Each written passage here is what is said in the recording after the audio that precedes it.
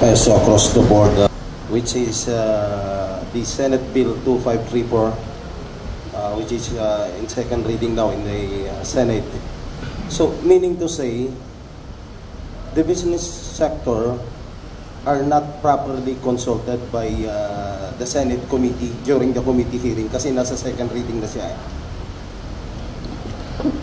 Will? Yeah, Well, nung isang taon, naibita kami.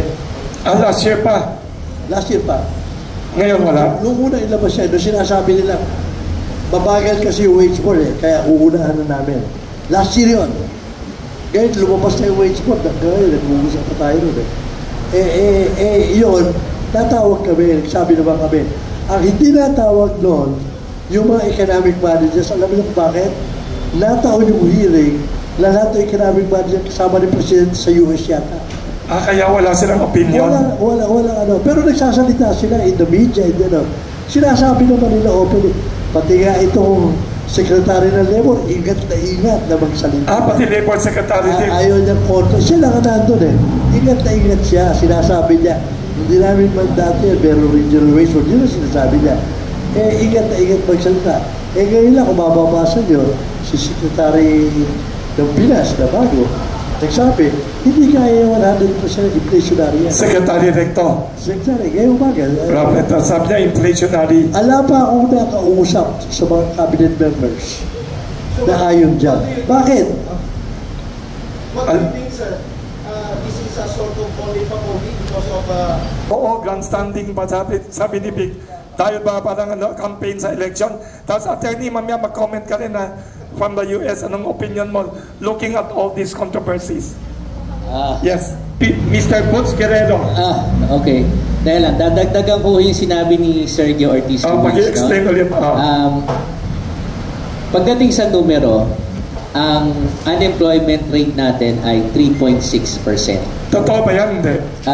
Accurate? Fluctuating from 4.2% to 3.6%. Sino nagsabi ng 3%? Philippine Statistics Authority. Which is a government agency. Government agency. Yes. So, but ang underemployment natin ay nasa 10.7% to 15.1%. Pwede pakiulit daw, pakiulit daw, may nagtanong sa Facebook. Ang unemployment rate natin noong November 2023, November 2023 is 3.6%. Yes. At ang underemployment natin ay 10.7%. Yes. So meaning, ano ho yung underemployment? Ito yung mga minsan may trabaho every week. Pero kaya namang magtrabaho ng mas mataas ang sweldo. Pero dahil kailangan nila ng trabaho, sige na nga itong trabaho na to kukunin ko. So underemployed sila. Yes. Yung skill set nila below, above their mataas, pero yung trabaho nila mababa ang kinakailangan skill set. Siyempre, sino ba namang gustong walang trabaho? Kumbaga, kukunin ko na itong trabaho na to kesa sa wala akong trabaho. So, mas malaki yung underemployment. So, yung ginagawa namin, doon sa tanong nyo, sir,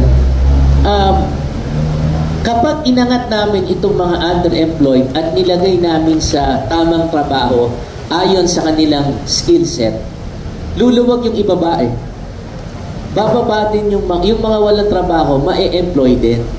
Kasi pag nagtrabaho kayo, like cameraman, ito maraming cameraman dito, magtrabaho kayo ng 1 taon, 2 taon being a cameraman. Kahit walang magturo sa inyo, gagaling kayo, di ba? Yun yung on-the-job training na tinatawag. So, aangat kayo ng aangat. So, pwede nating tingnan, i-address yung underemployment at maapektuhan ang unemployment. That's one. Second, lahat ho ng economic managers, nandun ho kami, I was there personally sa Senate hearing. Lahat ho ng position papers na sinasabi ni Sergio Ortiz Luis, NEDA, Central Bank, ang dami yung studies, pag nag-increase ho tayo ng sweldo, tataas ho ang inflation.